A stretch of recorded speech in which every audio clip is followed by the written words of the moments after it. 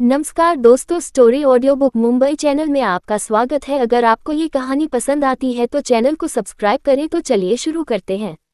अब तक आप लोगों ने सुना कि किस तरह से भवानी शेरगिल का सच बाहर आता है और पता चलता है कि वह कई सालों से मिलिट्री की खुफिया जानकारी चुरा रही थी और अपने पति के साथ मिलकर कई सारे गैरकानूनी काम कर रहे थे, जिसे सुनकर दोनों भाई यकीन नहीं कर पा रहे थे। जिसे देखकर हर्षवर्धन अपनी बीवी की ओर देखकर प्यार से बोला, बीवी सच में जिंदल परिवार दिमाग से पैदल है। इतना सब कुछ होने के बाद और इतने सारे सबूत मिलने के बाद भी वह ये सारी बकवास कर रहे हैं। अगर इन लोगों की जगह में होता तो अपने परिवार के साथ इतना सब कुछ करने के बाद मैं उस इंसान को जिंदा ही नर्क के दर्शन करवा देता। वही हर्षवर्धन की बात सुनकर दोनों भाइयों को भी थोड़ा सा गिल्टी महसूस हुआ, क्योंकि हर्षवर्धन ने कुछ गलत नहीं कहा था। जाहिर सी बात है, कोई भी ऐसा इंसान को अपने नजदीक नहीं रखना चाहता जो उनके परिवार को ही खत्म करना चाहता हो। और भवानी शेरगिल तो कई सालों से यह कोशिश कर रही है। उसने जिंदल परिवार को अंदर से खोखला करने में कोई कसर नहीं छोड़ी और यह सब कुछ कहीं ना कहीं उसकी बेवकूफ दादी की वजह से हो रहा है। भवानी शेरगिल जिंदल परिवार में जो चाहे वो करवाती थी। आकाश जिंदल परेशान आवाज में बोला, हमें अभी जाकर भवानी बुआ से पूछना चाहिए कि उन्होंने ये सब कुछ क्यों किया। ये सुनकर अनाया उसे बेवकूफ की तरह घूरने हुए अपने पास पड़े हुए एक पिल्लों को उठाकर उस पर फेंक देती है, जैसे वह अपना फ्रस्ट्रेशन निकालना चाहती हो, और अपने दांत पीसकर बोली, ये तो पता था कि जिंदल परिवार में दिमाग की कमी है, लेकिन यह नहीं पता था कि एक ऑफिसर होने के बाद भी आपने इतनी सी भी बात समझने की ताकत नहीं है। आपका कहना क्या है कि आप प्यार से जाकर पूछेंगे कि भवानी बुआ जी आपने ये सब कुछ क्यों किया, तो भवानी शेरगिल आपका स्वागत करेगी और आपके सिर पर हाथ फिराते हुए बोलेगी, वह क्या है ना बेटा, मुझे जिंदल परिवार की जायदाद चाहिए थी और मेरी उनसे थोड़ी दुश्मनी थी, मैंने इसलिए ये सब कुछ किया। क्या वह ऐसा लगेगी? इतना बोलकर वह दांत पीसकर अपनी बेवकूफ भाई को घूरने लगती।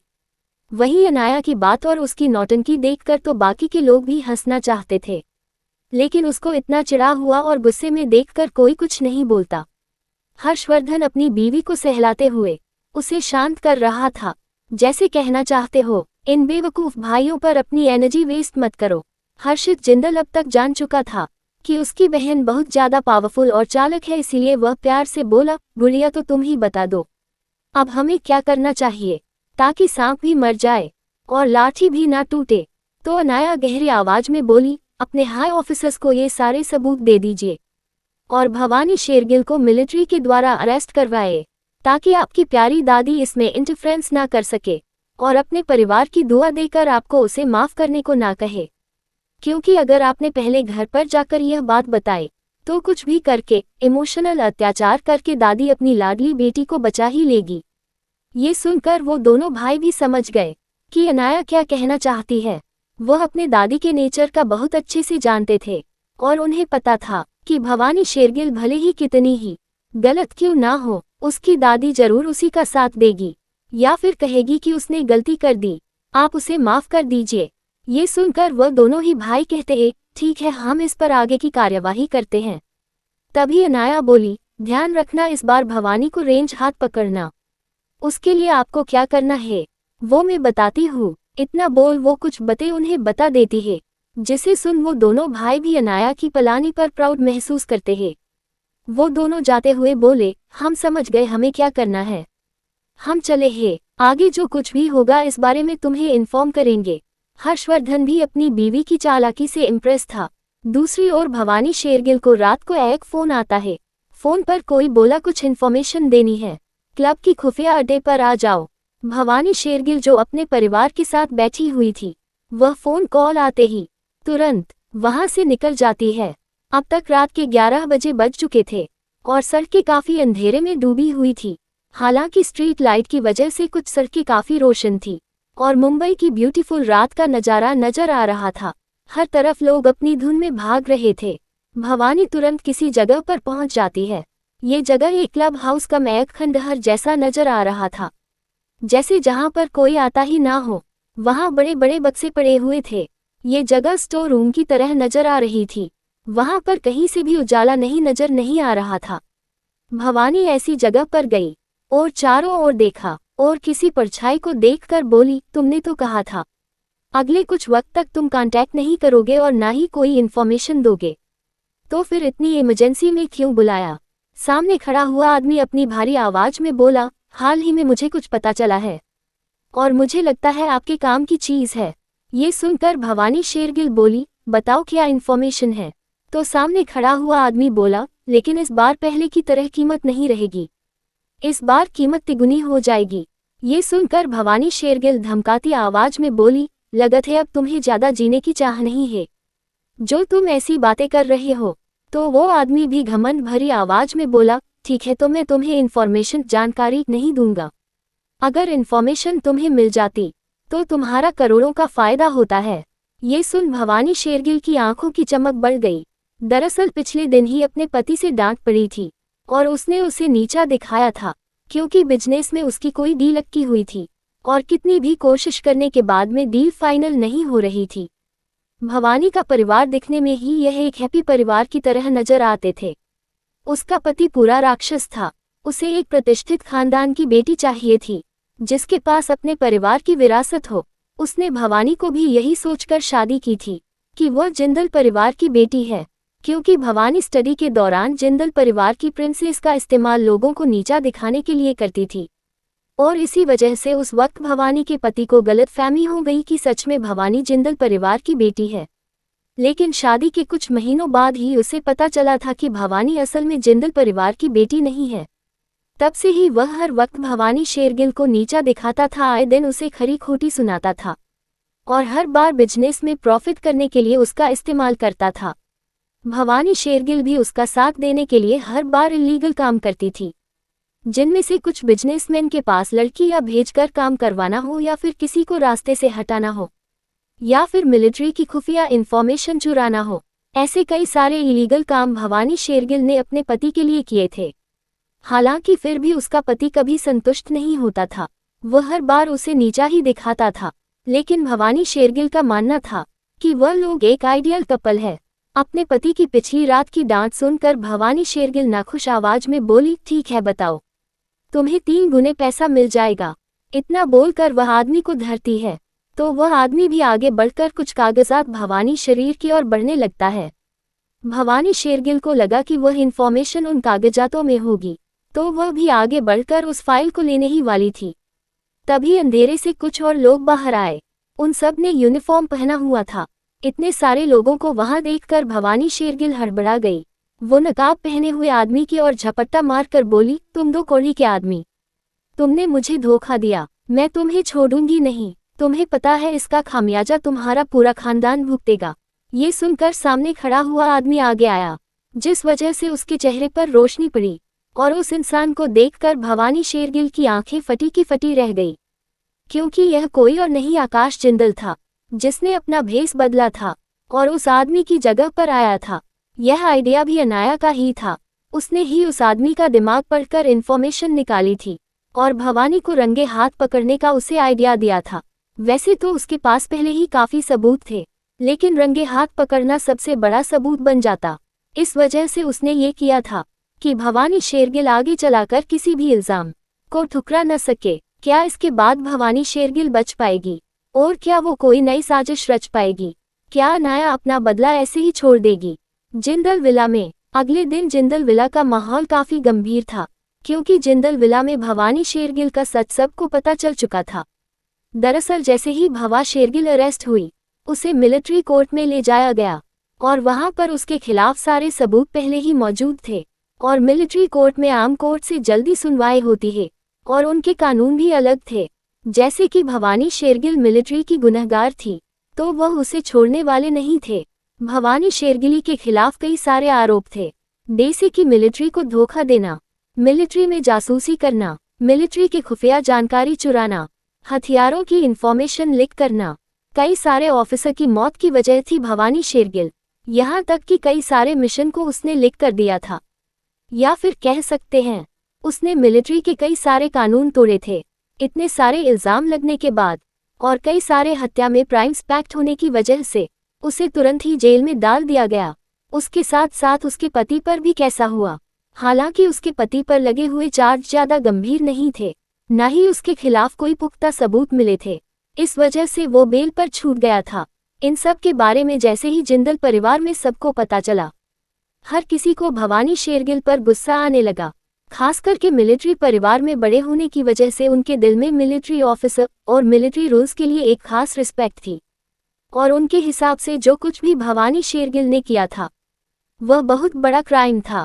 किसी के भी दिल में उसके खिलाफ कोई भी सहानुभूति नहीं थी। यहाँ तक कि इस बार हर्षद जिंदल की दादी अरुणा जिंदल ने भी कोई बहस नहीं की। हालांकि उनके दिल के किसी कोने में ऐसा लग रहा था कि जरूर कुछ गड़बड़ है। भवानी ऐसा नहीं कर सकती, वो तो कितनी प्यारी बच्ची थी, हमेशा समझदारी वाली बातें करती थी, लेकिन फिर भी वो कुछ कर नहीं सकती थी। जेल में दूसरी ओर जेल में भवानी शेरगिल की हालत काफी खराब हो चुकी थी, जो हमेशा खुद को बहुत अच्छे से मेंटेन करके रखती थी और खुद को नोबल लेडी की तरह दिखाती थी। इस वजह से वह हमेशा अप टू डेट रहती थी और हमेशा मेकअप और भरी गहनों के साथ नजर आती थी। लेकिन इस बार कुछ अलग था। इस बार सब कुछ अलग था। उसके चेहरे पर झुर्रियां नजर आने लगी थी और बाल सफेद नजर आ रहे थे। वह कुछ ही दिनों में बहुत ज्यादा उम्रदराज नजर आने लगी थी, जैसे कई साल बीत गए हो। तभी उस जेल का दरवाजा खुलता है और 2 लोग अंदर आते हैं। जो लोग अंदर आए थे वह कोई और नहीं, हमारी हीरोइन अनाया थी। अनाया के साथ साथ उसका हैंडसम हर्षवर्धन भी था, लेकिन हर बार की तरह उसने आज भी खुद को आम इंसान की तरह छुपाया हुआ था। जैसे ही वह लोग अंदर पहुंचते हैं, भवानी शेरगिल तुरंत उन्हें देखती है, क्योंकि कुछ दिनों से उसे अरेस्ट कर लिया गया था। उसे आशा थी कि जिंदल परिवार से कोई उसे बचाने आएगा, लेकिन जिंदल परिवार का कोई भी सदस्य उसे मिलने तक नहीं आया। और रही बात शेरगिल परिवार की, तो शेरगिल परिवार के बुजुर्ग तो पहले से ही उससे नाराज थे, क्योंकि वह एक रिप्यूटेड मिलिट्री जनरल रह चुके थे। उनके हिसाब से सही सही होता है और गलत गलत होता है। वह कभी भी ऐसे इंसान नहीं थे कि इतनी बड़ी गलती करने वाले इंसान को माफ कर दे। दूसरा, उसका पति भी कुछ कम नहीं था, वह तो सबसे बड़ा लालची था। उसके हिसाब से अब भवानी शेरगिल किसी काम की नहीं थी, वह बस एक कचरा बन चुकी थी, क्योंकि उसके साथ जिंदल परिवार का सपोर्ट नहीं था और अब तो कानून की नज़रों में वह देशद्रोही थी। इसलिए उसे भी भवानी से कोई लेना देना नहीं था। और रही बात उसकी बेटी सारा की, तो सारा तो बचपन से ही खुदगर्ज रही थी, बिल्कुल अपनी माँ की तरह। सारा को पैसे, पावर और प्रॉपर्टी के अलावा कुछ नहीं चाहिए था। उसे एक लग्जरी जिंदगी चाहिए थी और वह जानती थी कि अगर उसने अपनी माँ का साथ दिया तो वह उसे नहीं मिलेगा। हालांकि ऐसा नहीं था कि वह अपनी माँ से नफरत करती थी, लेकिन बस वह अपनी माँ पर वक्त जाया करना नहीं चाहती थी। उसके बदले वह बड़े बड़े क्लबों में जाकर किसी अमीर इंसान को खोजना ज़्यादा पसंद करती थी, जिसके साथ वह शादी कर सके। उसका आखिरी टारगेट तो हर्षवर्धन था, लेकिन कितना भी ट्राई कर ले वह हर्षवर्धन तक पहुंच नहीं पा रही थी। इसीलिए वह एक जरिया खोज रही थी ताकि वह हमारे हैंडसम हीरो तक पहुंच सके। भवानी शेरगिल इनमें से किसी का भी इंतजार कर रही थी, लेकिन उसे यकीन नहीं था कि जो उससे मिलने आएगा वह उसकी सबसे बड़ी दुश्मन होगी। अनाया को वहां देखकर वह झूठी हंसी हंसते हुए मजाकिया आवाज में बोली, तुम यहाँ क्यों आए हो? क्या तुम मेरा मजाक उड़ाने आए हो कि मेरी कितनी बुरी हालत हुई है? ये कहते हुए उसके चेहरे पर हंसी के साथ साथ नफरत भी नजर आ रही थी, जैसे वह खुद का ही मजाक उड़ा रही हो। अनाया, जिसे इस बात से कोई फर्क नहीं पड़ा, वह सामने ही चेयर पर बैठ गई। उसी के पास उसका हस्बैंड भी बैठ गया। हर्षवर्धन ने अभी भी चेहरे पर मास्क लगाए हुआ था, लेकिन उसके आसपास का ऑरा अभी भी खतरनाक था। भवानी शेरगिल डर से हर्षवर्धन को एक नज़र देखती है, लेकिन जैसे ही हर्षवर्धन की आंखों से उसकी नज़रें मिलती है, एक पल के लिए उसकी आंखें कोल्ड हो जाती है, क्योंकि हर्षवर्धन का ऑरा इतना खतरनाक था कि भवानी शेरगिल के दिल के अंदर डर बैठ गया। उसकी दूसरी बार हिम्मत नहीं हुई हर्षवर्धन की आंखों से आंखें मिलाने की। अनाया, जो उसके सभी एक्सप्रेशन ऑब्जर्व कर रही थी, उसे हंसी आ गई। उसका हैंडसम हब्बी सच में उसे बहुत ज्यादा प्यार करता था। उसे भवानी शेरगिल पसंद नहीं थी, इसीलिए वह अपने ओरा से उसे नीचे दबा रहा था। अनाया हर्षवर्धन के हाथ को सहलाते हुए दिल से बोली, लगता है मेरी नाम की ही सही, लेकिन तुम मेरी मासी हो और मेरे हिसाब से तुम यहाँ खुश नजर नहीं आ रही। ये सुनकर भवानी शेरगिल उसे कंफ्यूजन से देखने लगती है, तो अनाया आगे बोली, जाहिर सी बात है तुम्हारे लिए ये शानदार जगह का इंतजार मैंने ही तो किया है। क्या तुम्हें ये पसंद नहीं आया? ये सुनकर तो भवानी शेरगिल की आंखें बड़ी हो गई। वह हकलाती हुई आवाज में बोली, ऐसा नहीं हो सकता। क्या तुम्हारी वजह से मैं यहाँ तक पहुंची हूँ? नहीं, यह इम्पॉसिबल है। तुम जैसे मामूली लड़की के पास वह ताकत नहीं है कि तुम भवानी शेरगिल को फंसा सको। मेरे आगे पीछे कितने पावरफुल लोग काम करते हैं। मैं अंडरवर्ल्ड के कुछ लोगों को भी जानती हूँ। ये सुनकर तो अनाया को हंसी आ गई, क्योंकि अंडरवर्ल्ड किंग उसके पास बैठा हुआ था और उसके सामने बैठी हुई बेवकूफ औरत कह रही थी कि वह अंडरवर्ल्ड के लोगों को जानती है। अनाया उसे गौर से देखते हुए बोली, क्या तुम्हें नहीं लगता कि मैं तुम्हें यहाँ तक पहुँचा सकती हूँ? भवानी को अभी भी यकीन नहीं था, लेकिन अनाया की आंखों के कॉन्फिडेंस को महसूस करके वह समझ गई कि उसे यहाँ तक पहुँचाने का काम अनाया का ही है। अनाया उसे ऊपर से नीचे तक देखते हुए गहरी आवाज में बोली, क्या बात है, तुम खुश नजर नहीं आ रही हो मुझसे मिलकर? तो भवानी शेरगिल उसे तिरस्कार से देखते हुए बोली, तुमसे मिलने में इतनी भी बड़ी क्या खुशी की बात है? तुम बस एक बेकार लड़की हो जिसके पास कुछ पावर है, तो मेरा कुछ नहीं बिगाड़ सकती। ये सुनकर अनाया को हंसी आ गई। वह हंसते हुए गंभीर की आवाज में बोली, क्या तुम मुझ पर यकीन करोगी कि आज के बाद तुम बाहर की दुनिया नहीं देख पाओगी? ये सुनकर तो भवानी शेरगिल के अंदर सन्नाटा सा छा गया। वह अविश्वास से उन दोनों को याद दिलाती देखते और हकलाती आवाज में बोली, तुम घटिया लड़की, बस बकवास कर रही हो। तुम्हें मेरा कुछ नहीं बिगाड़ सकती। बहुत जल्द मुझे यहाँ से निकाल लिया जाएगा और तुम बस इसी तरह की बकवास करती रह जाओगी। तुम जानती नहीं हो मेरी पहुँच कहाँ तक है। मुझे सहगल परिवार और जिंदल परिवार यहाँ नहीं रहने देंगे। ये सुनकर अनाया को हंसी आ गई। अनाया उस पर हंसते हुए बोली, वह तो पहले ही तुम्हारा हाथ छोड़ चुके हैं। यकीन नहीं आता तो ये देखो। इतना बोलकर वह उसे एक वीडियो दिखाती है जिसमें सहगल परिवार के घर का वीडियो था, जहां पर सहगल परिवार का हेड सबसे कह रहा था कि आज से भवानी शेरगिल से उनका कोई भी लेना देना नहीं है और वह सहगल खानदान की बहू नहीं रही, और जो भी उसका साथ देगा उसे भी वह नहीं छोड़ेंगे। और उसे दूसरा वीडियो भी दिखता है जिसमें जिंदल परिवार का हॉल का वीडियो था, जिसमें हर्षवर्धन की दादी भवानी को बेकसूर कह रही थी और कह रही थी, जरूर कोई गलतफहमी है। लेकिन सारे सबूत देखने के बाद मोहन जिंदल ने उसे सख्त हिदायत दी थी कि अगर अगली बारिश घर में भवानी का नाम लिया गया तो उन सब के लिए ठीक नहीं होगा। वही वह वीडियो देखकर तो भवानी शेरगिल को तुरंत ले जमीन खिसक गई। उसे यकीन नहीं हो रहा था कि वह लोग उसे छोड़ सकते हैं। क्या भवानी इस बार बच पाएगी? क्यों हमारी हीरोइन भवानी को मिलने गई थी? अगर आपको अगला एपिसोड चाहिए तो लाइक करें, कमेंट करें और चैनल को सब्सक्राइब करें।